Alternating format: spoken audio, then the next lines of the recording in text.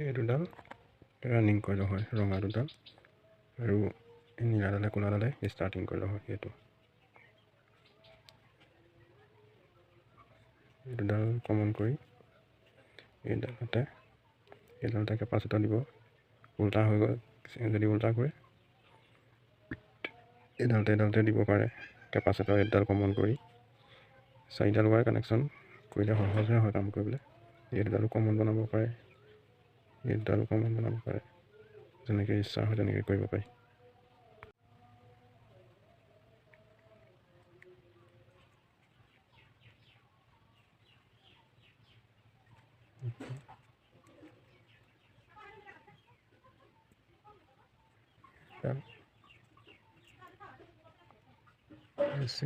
AC এই দুটাত capacitor দি এডাল কমন কৰিলোঁ, এই দুটা কেপাচিটৰ দি এডাল কমন কৰিলেও হৈ যায়।